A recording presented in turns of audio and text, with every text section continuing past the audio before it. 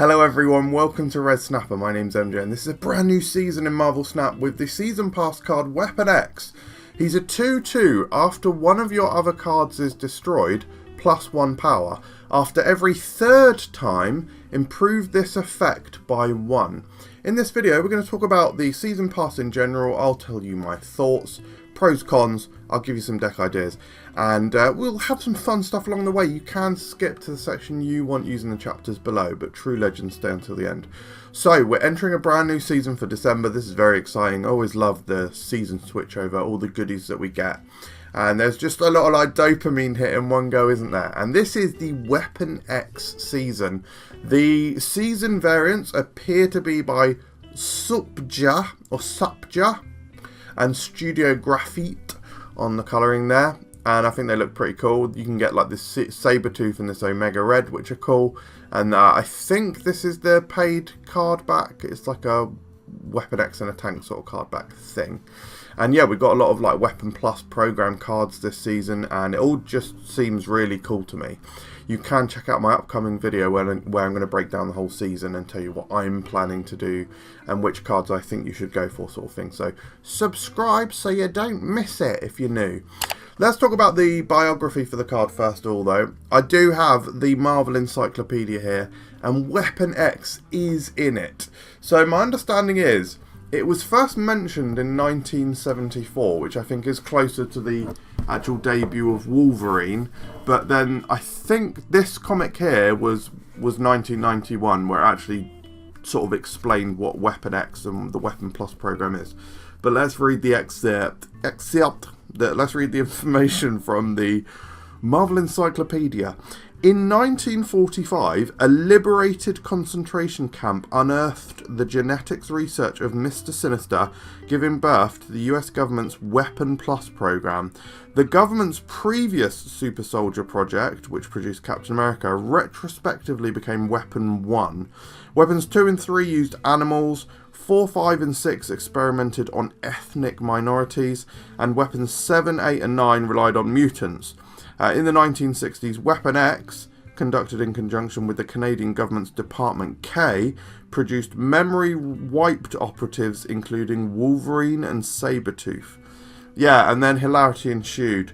And then some of the other notable members are Maverick, who we got coming soon, Silver Fox, Deadpool, Marrow, Mesmero, Sauron, or Sauron, whatever you want, Chamber, Base. We're going to talk about some of these guys in the coming videos, guys. What do you think of the Weapon X / Weapon Plus program? So, is this an accurate ability? I think it's fairly accurate. Wolverine is obviously an angry guy, and in his Weapon X guys, he's uncontrollable, so that rage is growing and growing. So I do not think this is a bad way to sort of implement that idea in the card game. I think that's cool. Right, so let's talk about the mechanics for the card. I think that the decks he's going to fit into are probably slightly more narrow than we've been talking about recently. Destroy decks, obviously, some form of destroy deck at least, and maybe Death Mill as well, and maybe like the duplicates deck as well, where you're creating duplicated cards with Moira X, maybe with Frigga, because there's some powerful targets you would want to get. And maybe like honestly, like a Weapon X Frigga might be like quite a fun line if you can do some late game heavy destroy. We will see. But like I said, I don't think this fits in a traditional destroy deck. I just don't think there's room for him. It's already quite a lean list, and you're probably not destroying like a quantity of cards that makes it beneficial for Weapon X. If you think about it as qualitative versus quantitative destroy.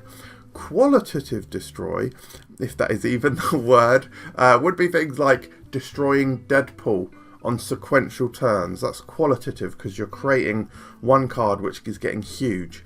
And then the quantitative is things like Shanna and Squirrel Girl. You're absolutely dive bombing the cost of your death. Hopefully you are playing Moira X and then you're getting a copy of Death as well. I think that's more where you want to be heading with Weapon X, right? It's fairly difficult to get him up to buffing himself with 3 power each time. So his effect, right, after every third destroy it grows in +1 power. So it starts at +1 to him, then it goes to +2, which is, you know, +2 each time you destroy. That is some really big scaling. I mean, that's growing at twice the rate of Null, for example. Por ejemplo, por favor. And then, yeah, but if you can get them up to actually 3 plus a 3 power every time, instead of like magic, you truly have got duplicates and you're like busting out multiple Shannas, Squirrel Girls, loads of copies of 1-cost cards from Moira. Even if Moira's in your opening hand, you keep cycling. If you got like Moira, maybe Shanna and Killmonger in your opening hand, and then you pop off like a magic. This thing could get absolutely massive. It's just, is that actually good? Is that actually realistic? Is it good? Probably less so.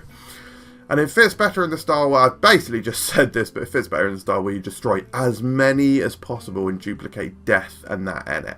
So the pros of the card. Oh, I feel like my voice is very morning-y this morning, and this is like the closest I've got to like a Weapon X cup. So I guess I'm going to be using this season in my seasonal videos for Marvel Snap. So the pros: high fun level. I think this guy's going to be absurdly fun, trying to race him up to that +3 power per destroy.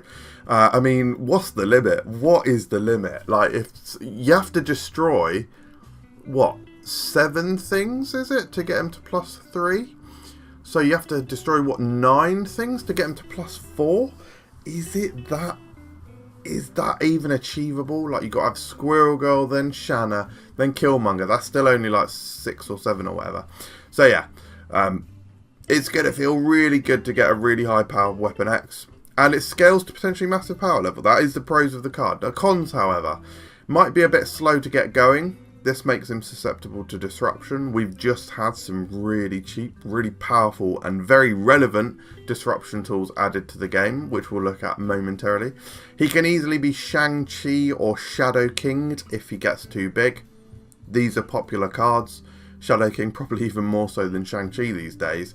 And yeah, Weapon X doesn't have mobility. Maybe you can move in with things like the recent Prowler Thief's tools, or maybe like a Penny Parker. Yeah, I can hear the cope pouring out of my mouth. And doesn't scale unless he's on the board. He does need to be down and see the destroys in order to get the scaling going. Both the scaling and the recognition of... both the scaling, like it's +1s, as +2s, but also the recognition of how many cards you've destroyed, because it's after he's down, right? It's not just in total how many have you destroyed. So yes, they're counters that we were talking about. Shadow King, Shang-Chi could arguably be here. Red Guardian could also very much arguably be here. But I think most pertinently, Weapon X is a 2-cost card, probably going to be coming down, and in the type of deck where you're playing Weapon X, you're probably somewhat less likely to be playing cards at the same location. Or I should say, not as likely. Wait, did I say less likely? Less likely means the same as not as likely. Anyway, like, yeah, stuff could go into his location via Shanna and things like that. But actually, like, you're probably sticking your X23, your Moira X, or whatever they may be, in a different location to Weapon X, so you can Venom, so you can Carnage, etc. So Weapon X might be alone, which means Deafening Chord could have a really good shot at taking out Weapon X, and that is a point that we'll touch upon later as well.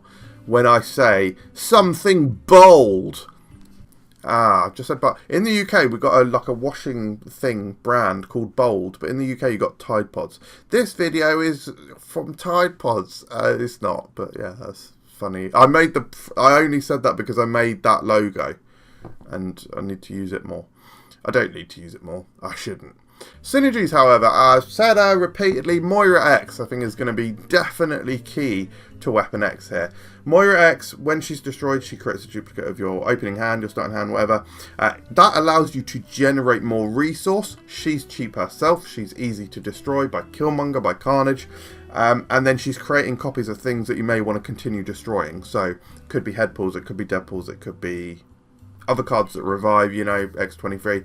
They allow you to repeat and recycle. And of course, Death. Death is crucial as well. In fact, Death really should have been one of the synergies here, but they're not on the graphic unless I update it, which I'm not going to because I'm on a limited time frame. Yeah. Killmonger. Killmonger has the ability to swiftly delete or destroy many cards at once, and I think that's what you want to do with Weapon X. Like we said, it's quantity, not quality. I mean, you can do both. Like, do Deadpool as well, right? And then Shanna the She-Devil, the bloody minx that she is. She's going to add cards, although like with cards like Deafening Chord coming to the game and The Hunger, we are seeing that actually Shanna is creating fewer cards these days, which is probably less so what you want. But hey, maybe you'll get lucky and hit that hood, right? Right, now let's move on to the decks. The first one is a budget deck. I've called it Blood Flood because, guys, we're talking quantity, not quality, aren't we? So the kinds of cards I've got in here is X-23. She can be destroyed over and over. Squirrel Girl, she's going to be creating multiple cards that can be destroyed. Uncle Ben, again, he himself is creating an additional body. Carnage to get rid of all them. Wolverine. Why haven't I mentioned Wolverine in the Weapon X video so far? Wolverine is a good one because, again, will get created over and over. But it's this crucial thing that we talked about, isn't it? Oh my gosh. Wolverine is maybe not the best synergy with Weapon X, because what if Wolverine lands at the same location as Weapon X? You now can't destroy that Wolverine easily. You can't destroy Wolverine easily without also destroying the Weapon X. How would you even do it? Like, yeah, moving thing. Anyway, yeah, you get where I'm going with that. And then the sort of flourish in this deck is we've got Moon Girl. And the Moon Girl is a budget way to copy Death. Could also copy a Venom, which could be interesting. Allows you to play 2 Venoms on the final 2 turns, which if you've got a Wolverine. And if you need to sacrifice your Weapon X on the final turn, that might not be such a bad thing to do. And then the next deck I've got for you is more of a duplicate style deck. We ramp the monetary value of the deck upwards with this being a premium deck, because we've got several Series 5 in here. So we've got this time Headboard Moira X joining the gang, ability to duplicate. We also have Nico Minoru, who can also duplicate cards. And we have Frigga, who can also duplicate cards. Which cards would you want to duplicate? Maybe a Weapon X, but probably more likely a big juicy Venom. Shanna again is here alongside Killmonger, so we got that play line as well. Again, this is somewhat self-explanatory. You're just trying to destroy as many cards as possible and get some decent, cheap duplicates, and that includes your Death. And if you can get a X-23 going and generate some extra value to do some multiple things on the final turn, then you're laughing. But the final deck I've got for you is a bit of a different twist here. We've got Death Mill. So we have got cards like Hood and Yondu, who are like your early game threats that you want to re-trigger. I mean, with Misery, I should have said. Now, you got Shanna here as well, and Baron Zemo. You could even Misery them. I don't think you'd feel too bad. But you do absolutely want to get your Weapon X down on turn 2. Again, this sort of is completely self-explanatory realistically. So actually, let's move on to the more important things, guys. I am on the slippery slope of discontent to 6,000 subscribers. Why aren't you subscribing? Please consider doing so. If you watch these videos and you can bear me, if you can tolerate this, then please do consider subscribing. I put so much work into these videos. I really do, and I would appreciate any loving you can give me via the subscription button. There is some sort of particle hanging from my eyelash, which is disrupting my vision. And now that good audio, yeah, come to this channel for good audio, if nothing else.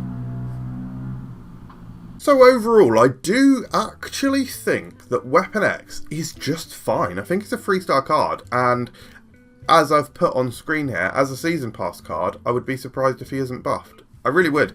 This probably, to me, is like the weakest Season Pass card we've had in a while. Now, by saying that, I'm not saying that he isn't strong. I think he is a strong card.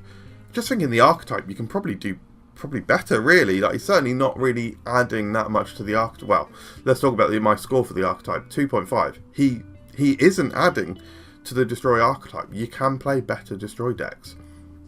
That's just how I feel. Like, he isn't adding. He's allowing you to do something different, and he's allowing you to do something fun.